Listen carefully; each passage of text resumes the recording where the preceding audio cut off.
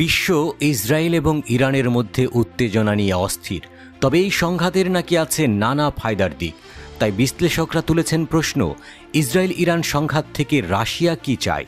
Russia ইউক্রেনের সামরিক সহায়তার জন্য ইরানের উপর নির্ভরশীল, তবে হিজবুল্লাহর সাথে জটিল সম্পর্ক রয়েছে।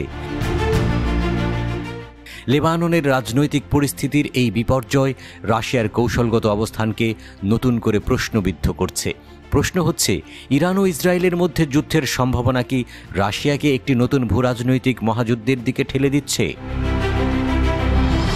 Centre for international interaction and কোঅপারেশনের প্রতিষ্ঠাতা এবং ডিগোরিয়া এক্সপার্ট ক্লাব থিঙ্ক ট্যাঙ্কের সদস্য অ্যালেক্সি মালিনিন আল জাজিরাকে বলেছেন, আরব ইসরায়েল সংঘাতের চলমান বৃদ্ধি রাশিয়ার জন্য গুরুতর উদ্বেগের বিষয়।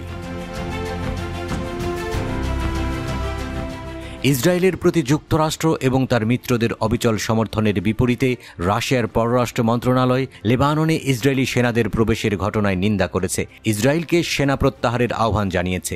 এর আগে রাশিয়া হিজবুল্লাহ নেতা হাসান নাসরাল্লাহর হত্যার নিন্দা জানিয়ে বলেছে, ইসরায়েল সংঘাত বৃদ্ধির সম্পূর্ণ দায় বহন করে। ইউক্রেনে আগ্রাসনের জন্য রাশিয়া উল্লেখযোগ্য ইরানি সহায়তা পেয়েছে। আজারবাইজানের বাকুতে অবস্থিত মধ্যপ্রাচ্যের রাশিয়ান বিশেষজ্ঞ রুসলান সুলেমানভ বলেছেন, রাশিয়া গত 2.5 বছর ধরে ইরানের সাথে ঘনিষ্ঠভাবে সহযোগিতা করছে, একচেটিয়াভাবে সামরিক ক্ষেত্রে। রাশিয়াতে ইরানের অস্ত্রের প্রচুর চাহিদা রয়েছে। তারা কখনোই এই ধরনের চাহিদার মধ্যে ছিল না এবং রাশিয়া ইরানের অস্ত্রের উপর নির্ভরশীল হয়ে পড়েছে। সুলেমানভ বলেছেন, ইরানের সামরিক প্রশিক্ষকরা রাশিয়া সফর করেছেন এবং রাশিয়ার অভ্যন্তরে শাহেদ ড্রোন তৈরির জন্য একটি কারখানা তৈরি করতে সহায়তা করছেন। এর ফলে রাশিয়া মধ্যপ্রাচ্যে ইরানের মিত্রদের যেমন হিজবুল্লাহ আন্দোলনকে সমর্থন করতে বাধ্য হয়েছে।